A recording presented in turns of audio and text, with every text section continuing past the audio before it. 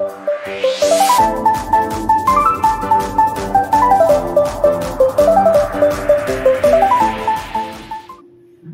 besar Engkau Tuhan Allah kami, Bapa kami, Allah yang kami kenal, kami panggil di dalam Tuhan Yesus Kristus Juru Selamat kami, yang hari kelahirannya kami rayakan saat ini. Kami ingat, kami kenang, kami puji, kami muliakan Engkau ya Tuhan. Dan pada saat ini Tuhan, tiba waktunya bagi kami untuk mendengar kebenaran firman Tuhan. Kami buka hati, pikiran kami, penuhilah dengan roh-Mu ya Tuhan, agar firman Tuhan yang kami dengar membangun kami, menguatkan kami, bahkan meneguhkan kami, sehingga kami dapat berjalan di dalam hidup kami tiap-tiap hari, melangkah dengan kekuatan yang daripada firman. Berbicara kepada kami ya Tuhan, kami siap mendengar. Dalam nama Tuhan Yesus kami sudah berdoa. Haleluya. Amin. Silakan. Selamat sore, selamat malam ya. Malam. Shalom semuanya. Puji nama Tuhan. Ya, hari ini khotbah saya masih judulnya sesuai tema kita, A Gift from God ya. Ini yang ketiga. Judulnya A Gift from God. Hadiah dari Tuhan ya. Hadiah dari Tuhan. Kali ini saya akan membacakan kita dari kitab ayat tema kita Yohanes 3 ayat 16. Besok juga Pak Pendeta Pak Pendeta Dr. Immanuel Sutardi akan menyampaikan kebenaran firman dari Yohanes 3:16. Kita tunggu saja besok malam ya. Sudah? Oke. Yohanes pasal 3 ayat 16 ini kita baca sama-sama. Ini ayat penting sekali ya. Mari kita membaca, sudah ada di depan. Saya kira bisa dibaca cukup jelas tulisannya.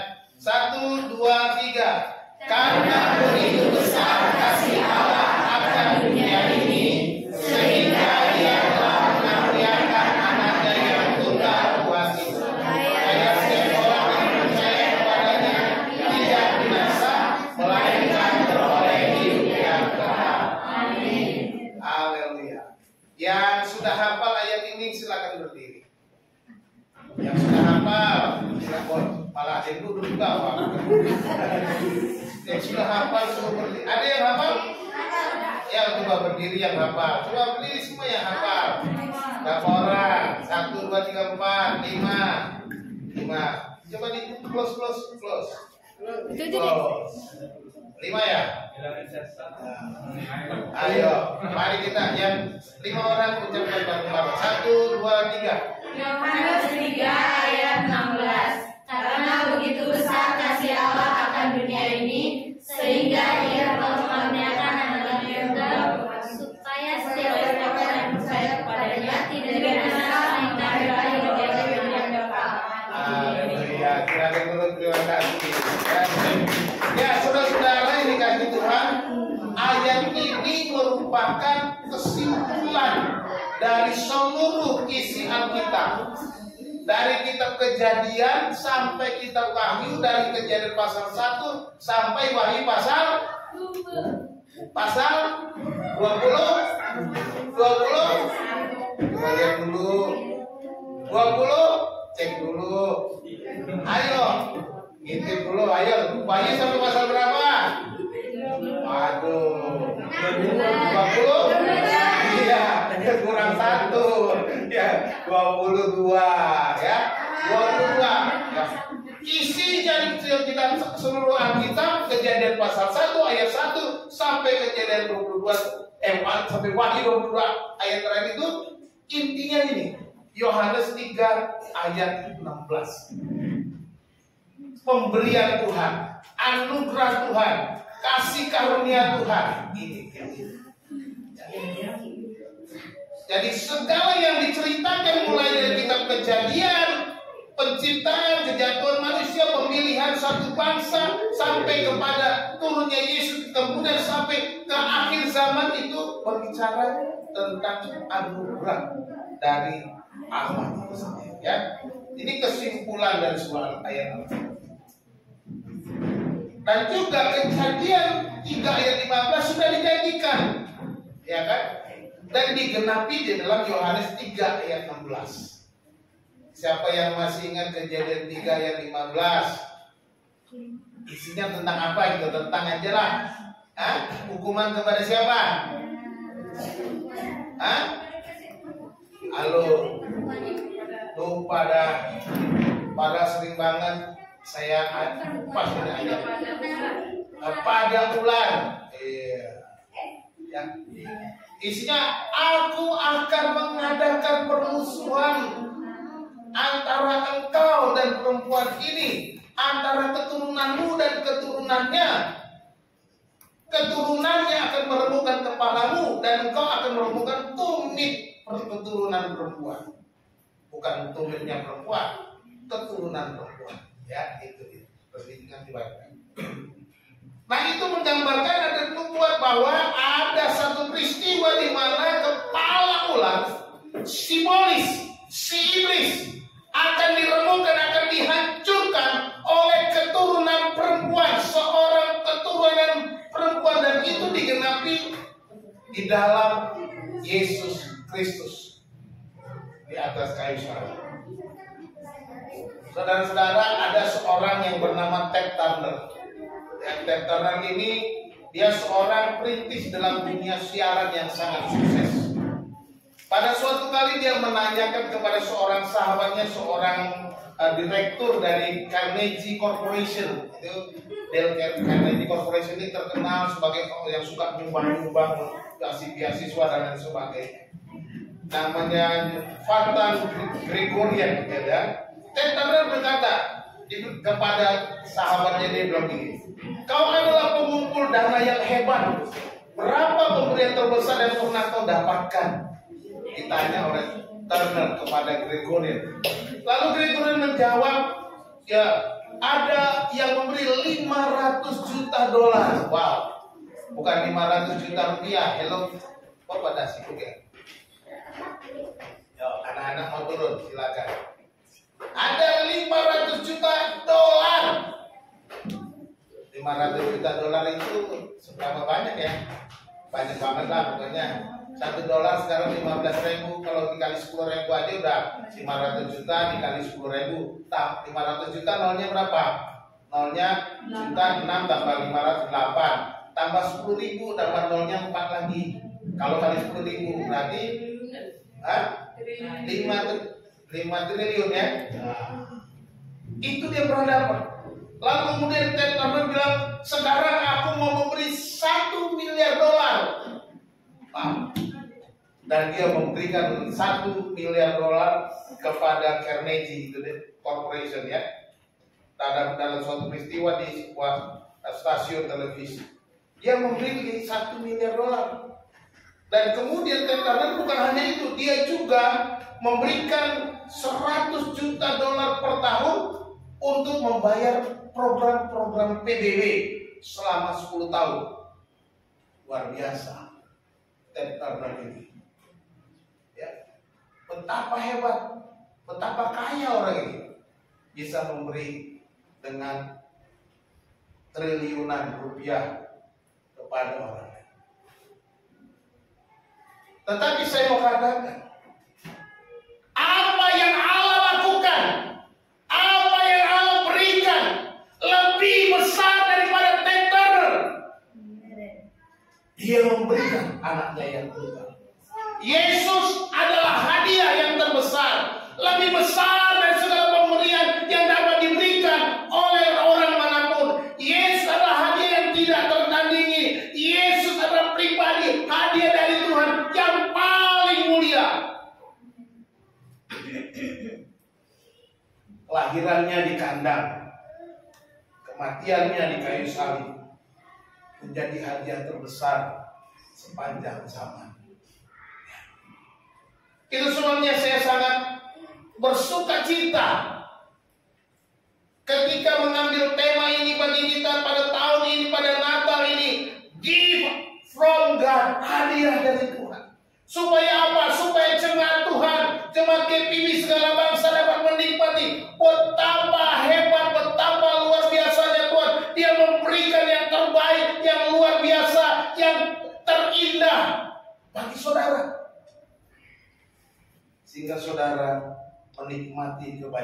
kebaikan Tuhan. Dari Yohanes pasal 3 ayat 16 ini, kita belajar bahwa Allah telah mengasihi kita. Allah mengasihi dunia ini. Allah, karena begitu besar kasih Allah dan dunia ini, kata Allah mengasihi dunia. Mengasihi dunia berarti dia bukan mengasihi sembarang mengasihi, tetapi mengasihi apa yang ada di dalam dunia ini. Saudara dikasih Tuhan, saya sudah pernah ceritakan betapa luasnya alam semesta ini. Luar biasa. Wow, luar biasa besarnya, nggak terbayangkan. Ya.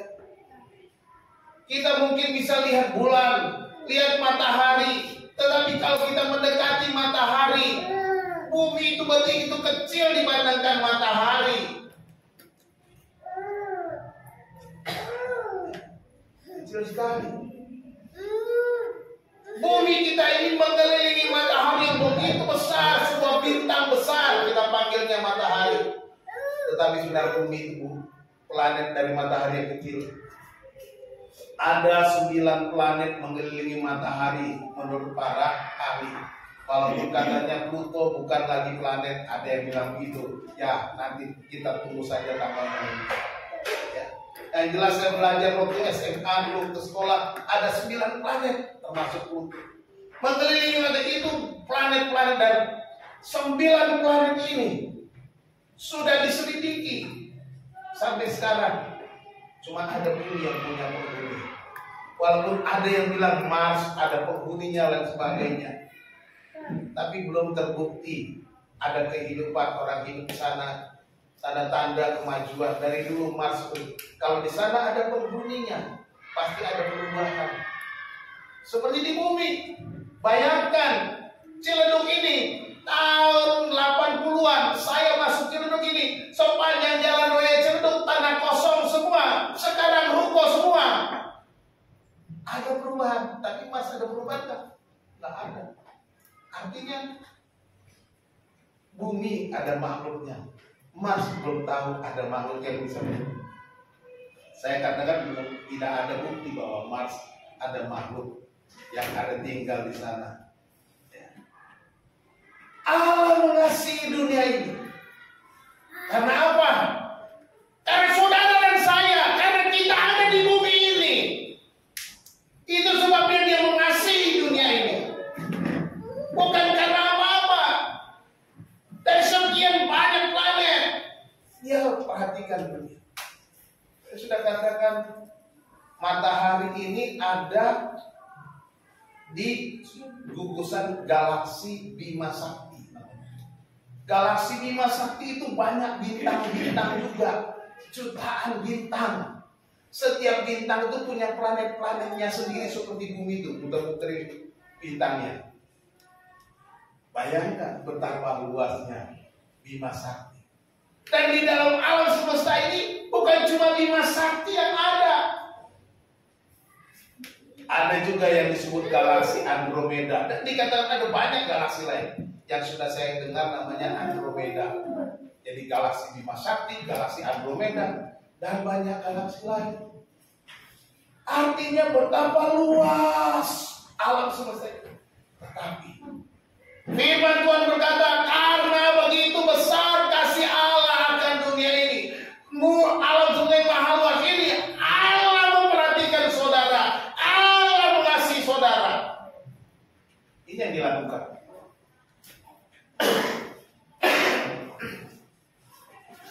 Allah mengasihi kita. Ya.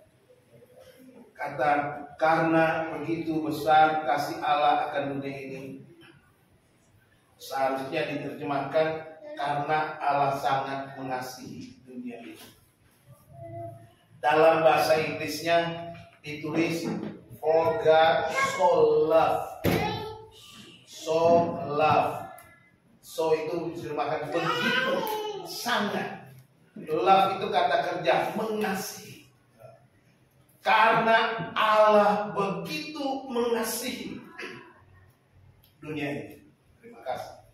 Jadi Allah sangat mengasihi kita. Bukan sekedar kasih biasa-biasa saja, tapi kasih yang dalam, kasih yang dari hati Allah sendiri, kasih yang luar biasa yang diberikan kepada kita.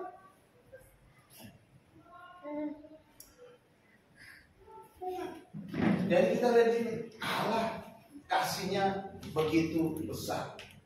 Nah, di dalam teks bahasa Yunani, kalimat ini bentuk kalimat past tense ya, past atau masa lampau. Jadi karena Allah telah sangat telah mengasihi, artinya masanya Allah itu sudah mengasihi, bukan akan mengasihi atau sedang. Nih, Dia telah mengasihi kita. Allah telah mengasihi kita dan kasih yang dengan kasih yang besar. Dan Dia menjadikan kita pusat kasih Allah itu. Seperti saya katakan tadi, kita tinggal di dunia yang begitu luas di alam semesta ini, tetapi Allah perhatikan saudara, betapa berharganya kita. Dia berikan anaknya yang tunggal untuk kita.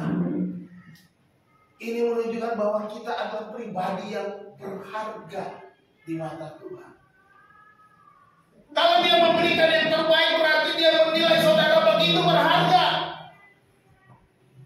Sekarang saya coba tanya kepada mantu saya aja dah, supaya nggak merusakkan yang lain. William, kalau kamu mau kasih hadiah waktu kamu pacaran sama Henny, kamu kasih hadiah mikir nggak? Mikir nggak atau asal aja gitu? Nggak mikir, kasih yang terbaik gitu. Kasih aja, nggak pikir mau kasih apa. Nah, beda. Seharusnya kalau saya pikirkan bagaimana supaya pacar saya senang, bagaimana supaya dia merasa bangga memiliki saya. Itu yang saya buat. Sehingga saya akan berikan yang terbaik buat dia. Enggak asal buat pokoknya kasih aja, pokoknya bukan gitu. Jadi harusnya kita bisa memberikan yang terbaik kepada manusia saja, kita mikirkan yang terbaik. Kalau kita buat tukeran kado, kira-kira saudara pasti ada yang cuek, bodo amat siapa yang dapat, pokoknya gue bisa siapin kado, kan gitu kan? Tapi kalau dia orang spesial, kira-kira saudara mau sembarangan nggak kasih kado? Sekarang saya tanya, kalau saudara diundang sama Kaisar yang kemarin nikah, kira-kira saudara datang kasih kadonya asal-asalan atau enggak? Ya, mendingan nggak ngasih kado ya, daripada ngasih kado nggak cocok kan gitu kan? Mendingan datang makan doang ya, daripada ngasih kado nggak enak nih gue, ternyata kado gue nggak ada artinya. Ya, kita melihat Allah telah mengasihi kita, Dia memberikan yang terbaik, bukan sembarang. Dia memikirkan, kita menjadi fokus, kita menjadi pribadi yang bertahan, kita pribadi yang bernilai. Dia berikan anaknya yang tunggal satu-satunya untuk kita. Karena apa? Mengasihi. Jadi pemberian ini karena Allah mengasihi kita. Hadiah ini diberikan karena Allah mengasihi kita. Yesus diberikan karena Allah mengasihi saudara.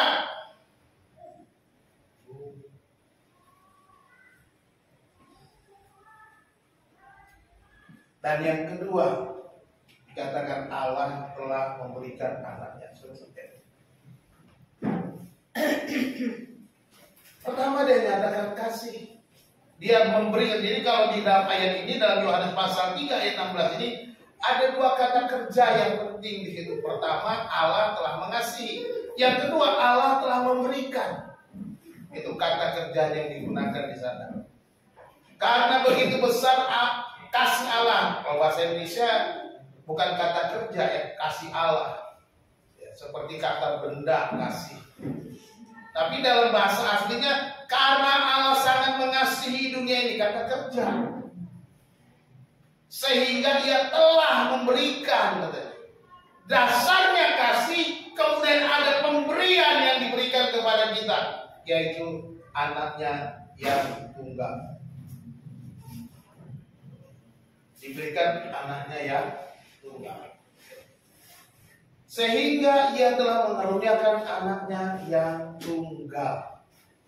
Nah, kata mengaruniakan di sini digunakan kata didomi. Didomi itu artinya memberi, memberikan, didomi. Ya. Dan digunakan dalam bentuk past tense. Past tense menjadi edoka. Ya. Artinya itu menyerahkan atau mengorbankan. Bisa juga. Memberikan itu berarti dia serahkan, dia korbankan, dia berikan sepenuhnya, dia persembahkan. Dia persembahkan. Itu sebabnya Yesus dipersembahkan sebagai anak domba Allah. Disembelih di atas kayu salib sebagai korban penebus dosa, sebagai korban yang terbaik, korban yang layak untuk Tuhan Yesus Kristus, anak domba Allah. Jadi Allah memberikannya bukan karena saudara baik, bukan karena saudara hebat, bukan karena saudara rajin ke gereja, bukan karena saudara seorang penyumbang yang terbesar. Bukan itu alasannya Allah memberikan, tetapi Allah memberikan dengan inisiatif dirinya sendiri, karena keinginannya sendiri, karena kasihnya sendiri. Dia memberikan anaknya sebagai korban keselamatan yang diberikan. Jadi ini inisiatif dari Allah sendiri. Nah, saudara sudah dikasih Tuhan. Kita ada satu kisah seorang anak kecil yang bernama Nathan. Nathan gak datang hari ini. Ini kebetulan namanya sama. Nathan usianya 8 tahun. Dia mau memberi hadiah untuk ibunya. Dia bekerja keras, dibantu dengan kakeknya membuat sebuah rumah guru yang akan dihadiahkan kepada ibunya di hari Natal. Dan kemudian dia bekerja, berusaha menghitung waktunya membuat sarang burung itu. Dia perhitungkan dengan baik, sekitar 7,5 jam. Kemudian dia memutuskan warna apa kira-kira yang perlu untuk rumah ini dicat. Lalu dia cat rumah itu dengan warna kuning dan biru. Dan pagi hari pada waktu Natal, dia mau supaya ibunya membuka pertama kali hadiah darinya. Dan dia begitu gembira berseri-seri saat ibunya berkata bahwa ini hadiah yang paling indah dan benar-benar menyukai pemberian Nathan. Nathan memberi dari hati. Nathan bekerja keras untuk membuat hadiah untuk ibunya, menyenangkan ibunya. Perjuangan Nathan yang luar biasa. Inilah hati yang terbaik. Demikian juga Allah memberi kepada kita dengan memperhitungkan segala sesuatunya. Seperti nyanyian kita tadi. Apa yang tak pernah kuperhitungkan, tidak pernah kupikirkan, itu yang Kau sediakan. Yesus adalah pemberian, di mana Allah memberikan kepada kita yang tak pernah kita pikirkan sebelumnya. Dia memberikan jalan keluar atas masalah hidup kita, atas pergumulan kita, keselamatan hidup kita. Di dalam Dia kita mendapatkan pertolongan dan jalan keselamatan, mendapatkan hidup yang kekal. Rancangan Allah ini dirancang dengan rancangan yang kekal. Kalau Nathan merancangnya dengan berpikir membuatnya dan pemikiran dia kerjakan selama 7,5 jam. Tetapi hadiah yang Tuhan berikan kepada kita adalah rancangan yang kekal. Sejak dunia dibentuk sampai kepada kekekalan, ini bagian rencana Allah. Jadi bukan sembarang. Allah sendiri yang melakukannya. Allah sendiri yang bekerja untuk kita. Allah sendiri yang mengorbankan anaknya yang tunggal. Allah memberikan.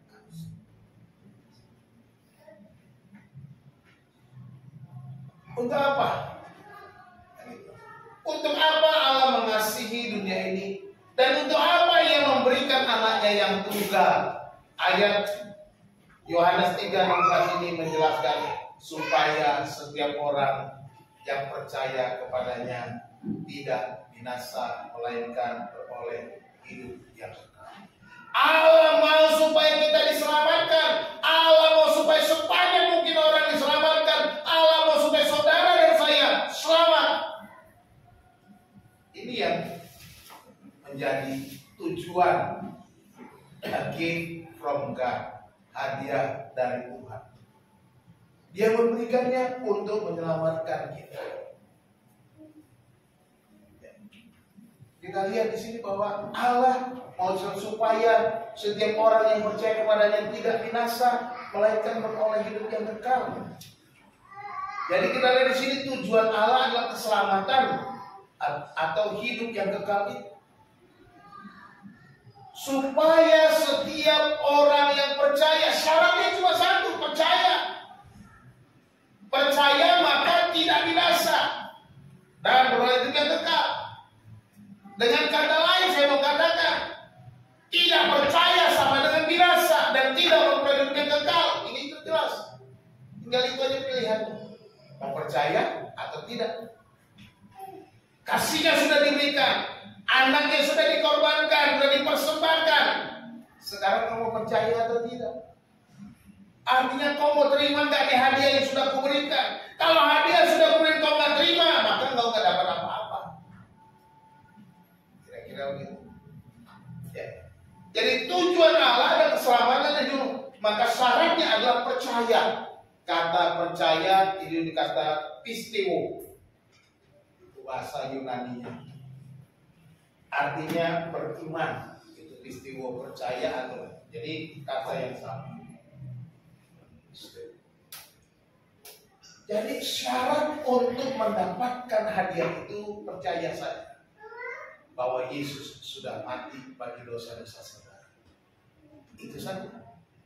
Ngarepin begitu mudah, begitu gampang. Pada dia orang Kristen ya memang itu kata Alkitab. Itu kata firman Tuhan. Keselamatan itu bukan karena perbuatan baikmu. Bukan karena kau baik-baik-baik. Kamu rajin ke gereja, kamu bayar per bulan, kamu kasih persembahan, kamu kasih uang iuran bulanan. Nggak perlu. Bukan itu yang membuat dosa. Tapi darah Yesus, percaya Yesus. Terus apa artinya kalau gitu saya ke gereja? Apa artinya saya memberi persembahan? Apa artinya saya menolong orang lain? Apa artinya? Itu adalah dampak atau tanda bahwa kau sudah selamat. Kalau kau sudah selamat, kau sudah percaya, sudah diselamatkan, maka kau akan berubah. Kau akan rajin ke gereja, kau akan memberi kepada Tuhan, kau akan menolong sesama itu. Perbuatan baik itu adalah akibat daripada kita diselamatkan. Rasa syukur. Syukur kepada Tuhan. Maka kita melakukan yang baik. Nah kalau kita sudah merasa diselamatkan, lalu kita hidupnya kacau-kacau. Kan saya sudah selamat Pak, pakai Yesus. Lalu saya bikin hidupnya kacau-kacau. Ya itu bukan namanya sudah selamat. Saudara masih hidup dalam dosa, belum percaya Yesus. Karena Yesus akan mengubah hidup saudara. Karena dikatakan firman Tuhan, jadi siapa yang ada di dalam Kristus, ia adalah ciptaan baru. Yang lama sudah berlalu, yang baru sudah datang. Jadi harus berubah. Ini yang harus dilakukan. Jadi perubahan ada. Di dalam Kristus ada perubahan. Jangan sampai sudah dalam Kristus tapi tidak ada perubahan. Ulat. Saudara tahu ulat? Yang bisa jadi kupu-kupu. Ya. Bisa jadi kupu-kupu yang indah. Ulat tampangnya burung rupa. Ya, si burung rupa. Tapi ulat itu harus mati dulu jadi kepompong.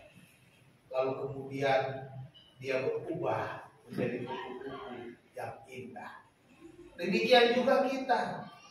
Kita dikatakan kita harus mau atau berubah, mengalami transformasi, mengalami perubahan, metamorfosis seperti kupu-kupu itu dari ulat menjadi kupu-kupu. Mengalami itu, kita harus matikan semua kedagingan supaya kita menjadi manusia yang baik. Keselamatan itu adalah mengubah kita menjadi manusia yang baik. Bukan keselamatan itu supaya kita sesuka-suka kita, seenak udel kita, udah sekali selamat, tetap selamat, hidup dalam dosa. Enggak benar. Itu namanya kau belum percaya Yesus, belum berubah, belum menjadi manusia baru. Bertobat. Kita lihat dampaknya menjadi ada satu, tidak binasa. Me apoletai. Me itu tidak, apoletai itu hancur, mati, binasa. Jadi kalau kamu percaya Yesus, kamu akan tidak hancur, tidak mati, tidak binasa hidup.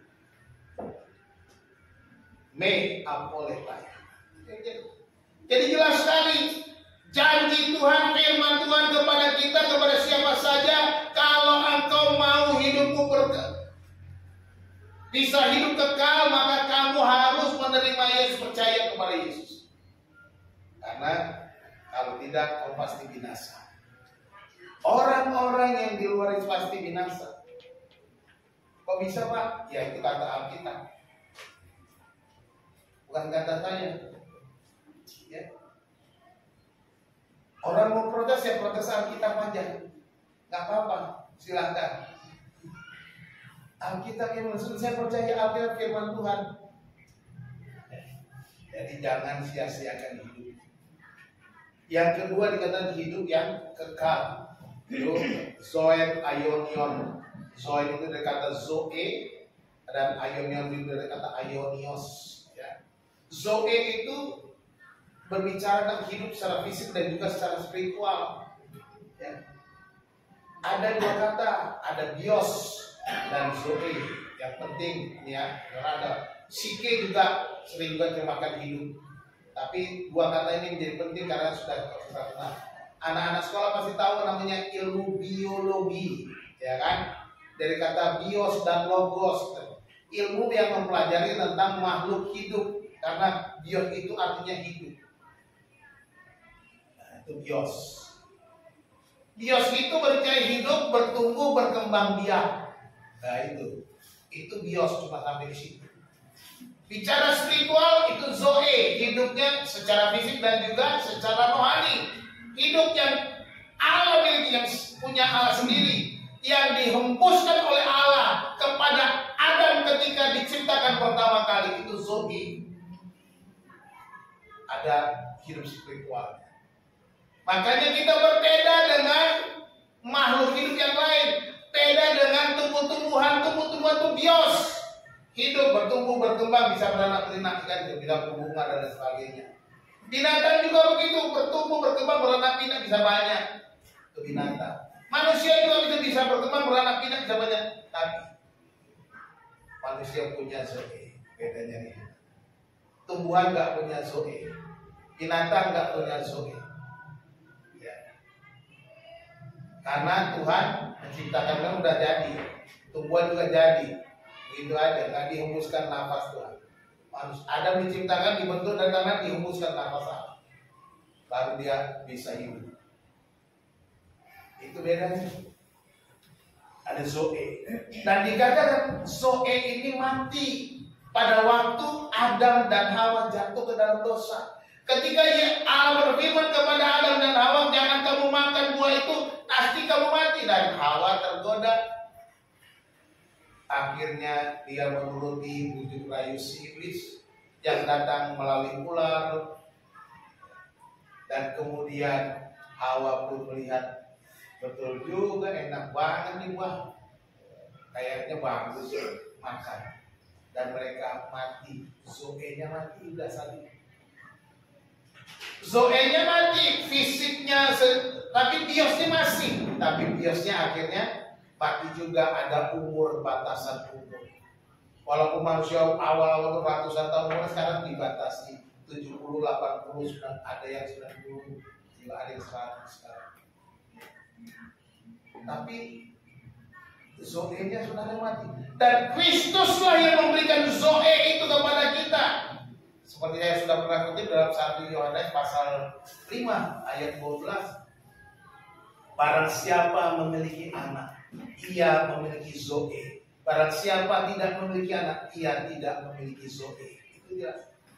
1 Yohanes 5 ayat 12. Jadi kalau kita memiliki Kristus, kita memiliki zoe.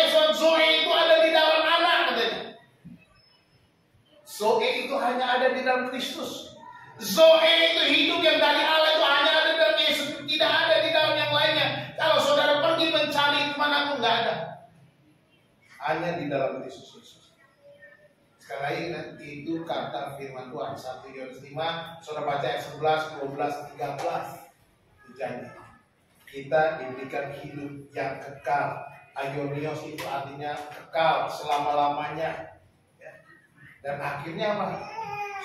Ini menggenapi janji Yesus dalam Yohanes pasal 14 ayat yang ketiga, di mana Yesus berjanji kalau dia sudah kembali, sudah menyiapkan rumah di rumah Bapa, kemudian dia akan datang kembali menjemput kita. Dan dia katakan supaya di mana aku ada, kamu berada. Ini janjinya. Yesus sudah memberikan hidup yang kekal itu kepada kita. Ketika kita percaya, bukan ketika nanti. Saat kita percaya, saat kita menerima Dia sebagai Tuhan dan Juru Selamat kita, kita menerima hidup yang kekal itu. Bukan nanti. Hidup kekal itu sudah kita punya. Jadi kalau kita mati secara fisik, kita masih hidup kekal bersama Yesus. Kesimpulan, saya mau pada kesimpulan langsung. Dari Yohanes 3:16, Yesus adalah hadiah terbesar dan paling berharga dari semua pemberian di dunia ini. Ini kok harus sendiri dunia saya.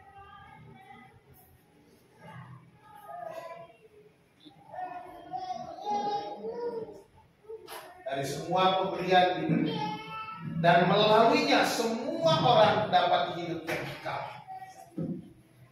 Kita lihat luar biasa. Yesus adalah pemberian. Ini kok error ini?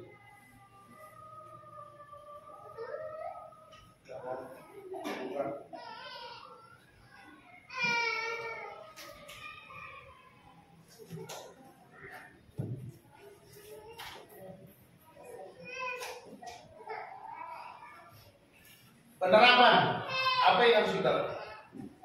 Kita lihat hari ini Allah mengasihi Anda, Allah mengasihi saudara dan saya, Allah telah mengasihi kita. Oleh sebab itu kita pun harus mengasihinya dengan segenap hati. Yang kedua, Allah memberikan kita hadiah yang terbesar, yang paling bernilai. Allah telah memberikan hadiah terbaik kepada kita, terima dan hargailah hadiah itu dengan melayani dan memuliakan hadiah itu. Jadi kita sudah terima hadiah itu, kita harus melayani Tuhan. 2023, mari kita semua melayani Tuhan. Yang kemarin 2022 absennya sudah bolong-bolong, 2023 jangan bolong-bolong lagi. Amin. Amin. Nah, puji Tuhan. Amin juga jangan bolong-bolong lagi. Ya, layani Tuhan. Supaya apa? Semakin hidup diberkati. Ini tandanya kita menerima hadiah itu. Yang ketiga, Allah menyelamatkan yang percaya. Ya, dengan percaya kita mendapatkan hidup yang kekal dan tak akan binasa selama-lamanya. Haleluya. Hanya percaya saja. Ini gampang banget. Jadi kalau kasih tahu sama temanmu, sama saudaramu, hadiah yang terindah, percayalah. Kasih aja Yohanes 3 ayat 16 ayat. Sudah banyak orang bertobat karena baca Yohanes 3 ayat 16. Ya, saya yakin saudara kalau sampai ngomong dibaca renungkan baik-baik. Kalau bingung nanti tanya sama saya. Kalau saudara nggak bisa jawab, nanti saya tanya pendeta saya. Gitu gampang kan? Kasih nomornya ke saya, nomor saya dikasih. Telepon saya boleh. Yang penting kita beritakan hadiah yang terindah, hadiah yang terbesar, hadiah yang dari Tuhan sudah diberikan untuk kita dan menyelamatkan setiap orang yang percaya.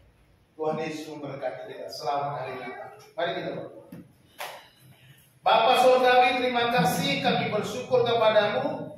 Pada hari ini kami boleh bersama-sama membaca firman Tuhan yang Tuhan lakukan kepada kami. Kau berikan kami anak-Mu yang tunggal untuk menebus kami, menyelamatkan kami. Dan hari Natal ini Tuhan kami bersyukur kepadamu oleh karena kasih setia Tuhan. Biarlah Tuhan memberkati kami, memberkati kehidupan kami, memberkati setiap kami ya Tuhan di dalam pergumulan kami ya Tuhan.